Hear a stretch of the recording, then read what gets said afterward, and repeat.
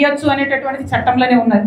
కానీ కలెక్టర్లు అందరూ కూడా మరి చదువుకొని కలెక్టర్లు అవుతారో చదువుకోకుండా అవుతారో నాకు తెలియదు. కానీ ఇక్కడ ట్రైబల్ ఏరియాలో ఉండే నాన్ ట్రైబల్స్ ఎవరైతే తాత ముత్తాతల నుంచి వచ్చినటువంటి భూమి ఉంటుందో దాని మీద పోతే చాలా ఇబ్బంది పట్టే పరిస్థితి ఉంటుంది. దాని మీద గవర్నమెంట్ నేను డిమాండ్ చేస్తూ ఉన్న కలెక్టర్లందరికీ కూడా, ఎంఆర్ఓలందరికీ, ఆర్టీఓలందరికీ మీరు మళ్ళొకసారి ఈ చట్టాలు నేర్పించండి.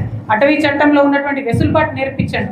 ఎన్నో ఏళ్ళకెళ్ళి ఉన్న భూమి కరెక్ట్గా బిడ్డ చదువుకో కొడుకు లగ్గానికో ఉపయోగపడకపోతే ఆ భూమి ఉండే ఏం లాభం అని చెప్పి నాన్ ట్రైబల్స్ అందరూ కూడా అనేక మంది మాకు రిప్రజెంటేషన్ ఇస్తూ ఉన్నారు.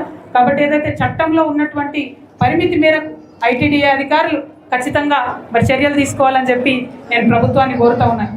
అదేవిధంగా ఇక్కడ అయిపోయిన తర్వాత నాకు బాగా సెంటిమెంట్, నాగోబాకు వస్తా పార్టీ పెట్టినాక నేను మొక్కుకున్నా. ఇప్పుడు నాగోబా టెంపుల్ కూడా పోయి స్వామివారి దర్శనం కూడా చేసుకున్న తర్వాత రేపు మళ్ళీ కాగజ్ నగర్లో నీటి ప్రాజెక్టులకు సంబంధించి సందర్శన, పేపర్ మిల్లు సందర్శన ఉంటుంది. కాబట్టి ఆ అంశాలన్నీ కూడా రేపు చెప్పడం జరుగుతుంది.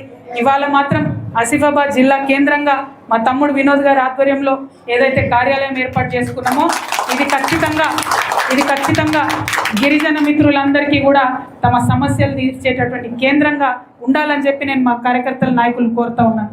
అదేవిధంగా ఎవరైతే నాన్ ట్రైబల్స్ ఉంటారో, ఎవరైతే యువ మిత్రులు ఉంటారో, రాజకీయాలు అంటే ఇష్టం ఉంటుంది, రాజకీయాలు చేయాలని ఉంటుంది, ప్రజలకు మంచి చేయాలని ఉంటుంది. కానీ జేబు చూస్తే ఖాళీగా ఉంటుంది. పైసలు లేని వాళ్ళు రాజకీయం చేయొచ్చా చేయరాదా అనుకునే పరిస్థితి ఉంది. కానీ అట్లా కాదు, గుండె నిండా ఆకాంక్ష ఉండి రాజకీయాల్లో రావాలనుకునే యువ మిత్రులకు ఖచ్చితంగా టీఆర్ఎస్ పార్టీ వేదిక అవుతుంది. అట్లా అయ్యే విధంగా ఇక్కడ ఇవాళ మనం ప్రారంభించుకున్నటువంటి ఆఫీసు పనిచేయాలని చెప్పి నేను మిమ్మల్ని అందరూ కూడా కోరుతా ఉన్నా. ఆఫీసు పెట్టినామంటే సంబరం కాదు, పని చేయాలి, రోస్టర్ డ్యూటీ వేసుకోవాలి.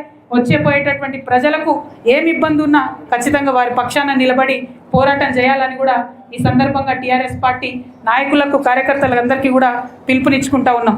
ఇవాళ మొదట అడిగే మనం ఎప్పుడైనా ఇంతింతై వటుడింతై అన్నట్టు పెరుగుకుంటూ పోతాం అనేటటువంటి విశ్వాసం మన గుండెల నిండా ఉన్నది. మీ అందరికీ మళ్ళీ చెప్తా ఉన్నా, ఇవాళ తెలంగాణలో అన్ని జాతీయ పార్టీలే ఉన్నాయి. బీఆర్ఎస్ జాతీయ పార్టీయే, బీజేపీ జాతీయ పార్టీయే, కాంగ్రెస్ జాతీయ పార్టీయే.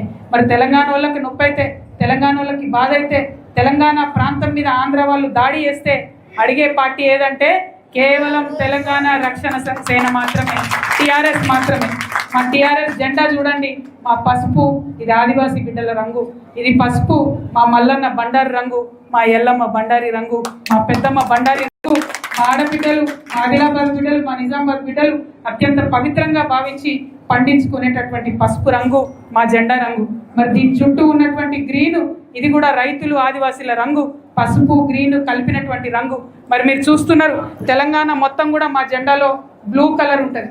ఎందుకోసం బ్లూ కలర్ ఉంటుంది అంటే సామాజిక తెలంగాణ సాధననే ధ్యేయంగా మేము పనిచేస్తూ ఉన్నాం. కాబట్టి ఆదిలాబాద్లో పుట్టినటువంటి అడవి బిడ్డ రేపు పొద్దున పెద్ద పదవిలోకి రావాలనే ఆకాంక్షతోని పనిచేసేటటువంటి పార్టీ టీఆర్ఎస్ పార్టీ. కాబట్టి అందుకే ఈ బ్లూ జెండా ఇది శ్రామికుల రంగు, పని చేసుకునే వాళ్ళ రంగు, కష్టపడేటటువంటి వాళ్ళ రంగు, సింగరేణి కార్మికుల రంగు, ఎస్సీ ఎస్టీ బీసీల రంగు. కాబట్టి తెలంగాణ మొత్తం నీలివర్ణంలో ఉంటుంది. ఈ జెండాను ఎత్తుకొని ఖచ్చితంగా ఎక్కడికి పోయినా సరే ఒక గౌరవం వచ్చే విధంగా మన కార్యకర్తలందరూ కూడా ప్రవర్తించాలని నేను కోరుతూ ఉన్నాను. ఏ కష్టం వచ్చినా మేమున్నామంటూ ముందుకెళ్లాల్సిందిగా మా కార్యకర్తలకు, నాయకులకు అందరికి కూడా నేను పిలుపునిస్తూ ఉన్నాను. మనకు కుల మతాల భేదం లేదు. అది ముస్లిమ్స్ అయినా, క్రిస్టియన్స్ అయినా, హిందూస్ అయినా అందరం కలిసి ఉండాలి. గంగా జమున తహజీబ్ అని గర్వంగా ఏదైతే చెప్పుకున్నామో ఆ తెలంగాణ అట్లనే ఉండాలి. మనందరం కలిసి ఉంటూనే బయటవాడు దాడి చేస్తే మాత్రం చాలా గట్టిగా బుద్ధి చెప్పాలి.